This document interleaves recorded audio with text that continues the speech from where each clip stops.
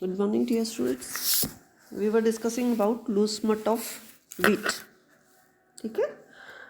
इसके हमने क्या क्या देख लिए थे, इसका हमने सिम्टम्स देख लिए थे, डिजीज़ के सिम्टम्स क्या क्या होते हैं, प्लस इसके पैथोजन और इटियोलॉजी, ये दो चीज़ हम डिस्कस कर चुके थे। इसका पैथोजन क्या होता है और इसकी इटियोलॉजी क्या होती है। अब हम इसकी डिस्कस करेंगे, इसकी एपिडेमियोलॉजी क्या होती है, या जनपदिक रोग विज्ञान जो होता है इसका, वो क्या होता है।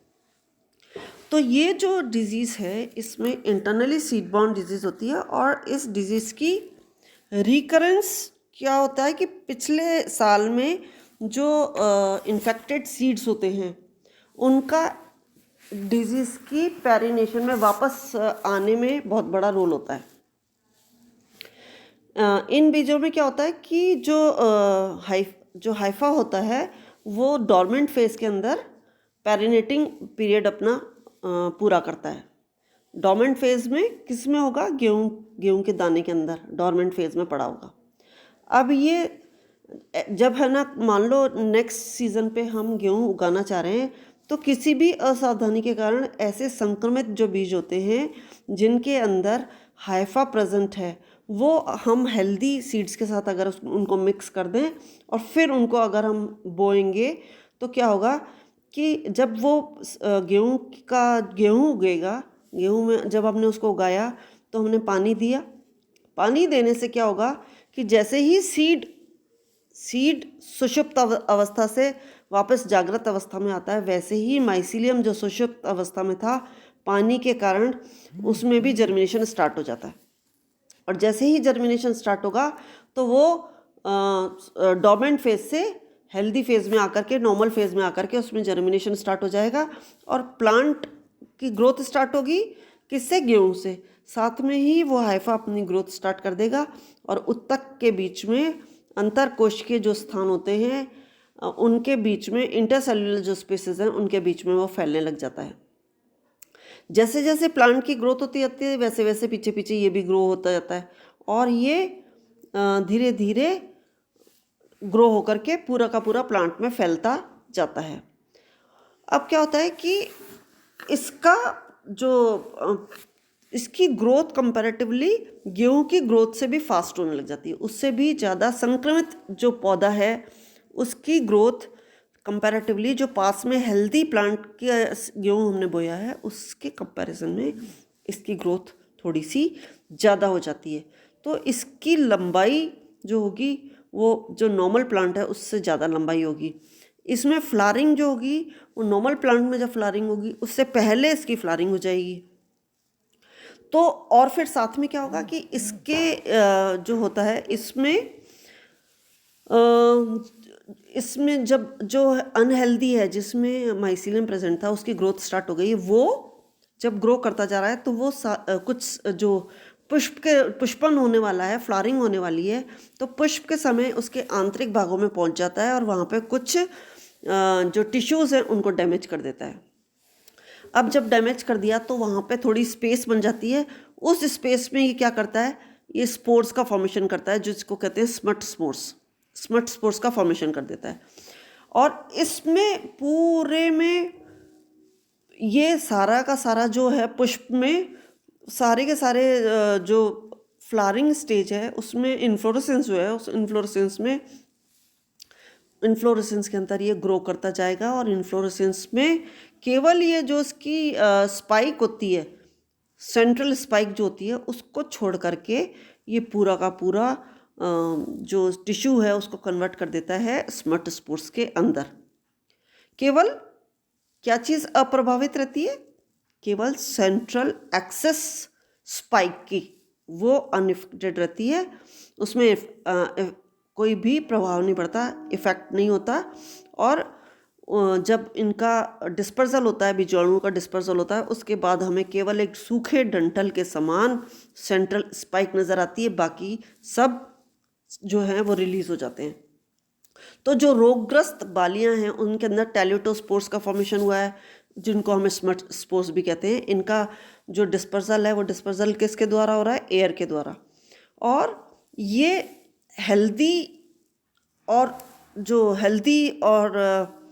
नॉर्मल जो प्लांट्स हैं उनके फैदरी स्टिग्मा में फंस जाती है। नॉर्मल और हेल्थी प्लांट्स के अगर, क्योंकि पहले बन गए, और नॉर्मल प्लांट्स जो है उसकी ग्रोथ कंपैरेटिवली स्लो हुई है, वो बाद में हुई है, उसमें फ्लावरिंग बाद में हुआ है। इनकी फ्लावरिंग और इनकी ग्रोथ पहले हो गई। जब इनकी फ्लावरिंग और इनकी ग्रोथ पहले हो गई तो ये स्पोर्स बन करके रिलीज़ हो गए। अब रिलीज़ हो गए तो आसपास में हेल्दी जो प्लांट्स हैं उनमें फ्लावरिंग हुई। अब उनमें फ्लावरिंग हुई है तो उनकी फ्लावरिंग के बीच में, उनके वर्तिकाग्रों पे, उनके फैदरी स्टिग्मा के बीच में ये फंस जाता है, और फंस जाएगा तो वहाँ पे इसका जर्मिनेशन हो जाएगा, इसका अंकुरण हो जाएगा।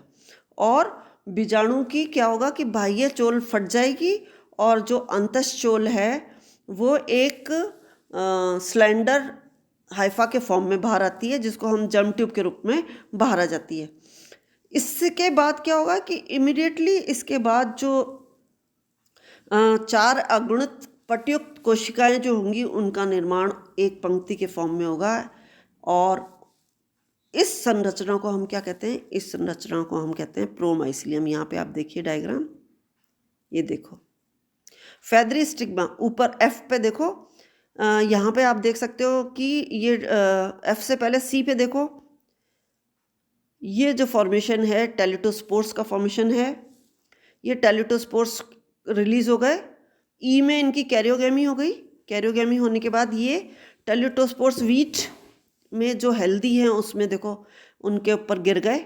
गिरने के बाद जो मियोसिस हुई इसमें, जब क्योंकि 2 न्यूक्लियाई आपस में फ्यूज हुए थे, मियोसिस हुई। मियोसिस के बाद जर्मिनेशन, इसमें ये जो है जी में देखो जर्मिनेशन हुआ है। एक नलिकाकार कवक सूत्र के रूप में ये बाहर आ गया। तुरंत ही इसमें 4 देख रहे हो, 4 अगुणित पटयुक्त कोशिकाओं का निर्माण हो गया। एक पंक्ति के एक सीरीज में इनका हुआ है। इसको हमने क्या नाम दिया है? प्रोमाइसिलियम। इस प्रोमाइसिलियम की हर सेल से एक केंद्र की बहुत ही बारीक संरचना देखो बाहर निकली है, जिसको हमने कहा है infection thread. Uninucleate thread like structure, infection thread का फॉर्मेशन हुआ है। और ये इसमें क्या होता है कि बेसिडियोस्पोर्स का फॉर्मेशन नहीं होता। ये जो 4 संक्रमण सूत्र हैं ये प्लस स्ट्रेन के होंगे या माइनस स्ट्रेन के होंगे, क्योंकि इसके पहले वाले स्टेजेस में हमने मियोसिस जो हुई है उसके पहले हमने देखा था ई में फ्यूजन हो गया 2 न्यूक्लियाई का, 2 न्यूक्लियाई का फ्यूजन हो गया तो 2n स्टेज आ गई। मियोसिस में 2n का सेग्रीगेशन हो गया, वापस हैप्लॉइड स्टेज आएगी, तो ये 2 प्लस और माइनस स्ट्रेन अलग हो जाएंगे, और ये इन्फेक्शन थ्रेड जो होंगे ये प्लस और माइनस स्ट्रेन के होंगे। इस प्रकार जो फॉर्मेशन हुआ है, जो 2 विपरीत प्लस स्ट्रेन या माइनस स्ट्रेन का जो हाइफा है, उनके संक्रमण जो सूत्र बना है, इन्फेक्शन जो थ्रेड बना है, इनका फ्यूज़न होगा, और फ्यूज़न होने के बाद डाइकैरोटाइजेशन होगा और सेकेंडरी माइसिलियम का वापस फॉर्मेशन होगा। और ये सेकेंडरी माइसिलियम कवक सूत्र जो है वर्तिका से होता हुआ बीजांड तक पहुंच जाएगा, और बीजांड में पहुंचने के बाद ये बहुत ज़्यादा इसमें ब्रांचिंग हो जाएगी, और उसके बाद ये भ्रूण और बीज पत्रों तक पहुंच जाता है, और ये डोर्मेंट स्टेज में धीरे धीरे कवक जाल जो होता है डोर्मेंट स्टेज में आ जाता है। ये जाल जो है ये संक्रमित गेहूं का कण है, स्वस्थ के जैसा ही दिखता है, दोनों एक ही समान दिखते हैं, क्योंकि इसका फैलाव किसके द्वारा हुआ है? टेलिटोस्पोर्स के द्वारा। इसलिए पुष्पन के समय ही स्वस्थ गेहूं के पौधों में संक्रमण होता है, और इसलिए इसको क्या कहते हैं? इसको हम कहते हैं ब्लॉसम इन्फेक्शन। क्या कहते हैं? Blossom infection. तो देखो ये इसकी पूरी लाइफ साइकिल जो ऑलरेडी हम अस्टिलोगो डील कर चुके हैं, एक बार हम रिपीट कर रहे हैं। इस तरीके से इसमें इन्फेक्शन, तो हमारा मेन पर्पस इसमें क्या है? पैथोलॉजी में हमें ये देखना है कि कोई भी डिजीज़ जो है उसके सिम्टम्स क्या होते हैं, सिम्टोमेटोलॉजी क्या होती है। जो डिजीज़ कॉजल ऑर्गेनिज्म में अस्टिलेगो है उसका वो पेरिनेट कैसे करता है, और नेक्स्ट साइकिल में नेक्स्ट ईयर वो वापस रिपीट कैसे होता है, और लास्टली कि इसका management of control of smut disease कैसे होता है। स्मट डिजीज़ को हमें कंट्रोल करना है तो कैसे करा जाए उसको कंट्रोल। तो अगर इसको कंट्रोल करना है तो कंट्रोल करने के लिए हमें रेजिस्टेंट वैरायटीज़ को यूज़ करना पड़ेगा। इसे हमें क्रॉप रोटेशन के द्वारा कंट्रोल करना पड़ेगा। इसको हमने सर्टिफाइड सीड्स अगर हम यूज़ करें तो उससे कंट्रोल हो सकता है। सीड्स का अगर इन्फेक्टेड सीड्स हैं तो उनका हम ट्रीटमेंट करें तो कंट्रोल हो सकता है। फंजीसाइड को अगर हम यूज़ करें तो कंट्रोल हो सकता है। हॉट वाटर ट्रीटमेंट अगर हम करें तो कंट्रोल हो सकता है। सोलर एनर्जी ट्रीटमेंट करें तो कंट्रोल हो सकता है। और रोगग्रस्त जो पौधे हैं उनको अगर हम हटा दें, रोग्यूइन जो कहलाता है, उसको अगर हम करें तो उसके द्वारा उसको हम हटा सकते हैं। तो ये वो तरीके हैं जिसके द्वारा हम जो इस डिज़ीज़ है उस डिज़ीज़ को हम कंट्रोल कर सकते हैं। तो ये कंप्लीट हो गया इसका अस्टिलैगो का पूरा जीवन चक्र एक बार हमने वापस ले लिया, रोग चक्र हमने वापस ले लिया और रोग नियंत्रण हमने वापस ले लिया।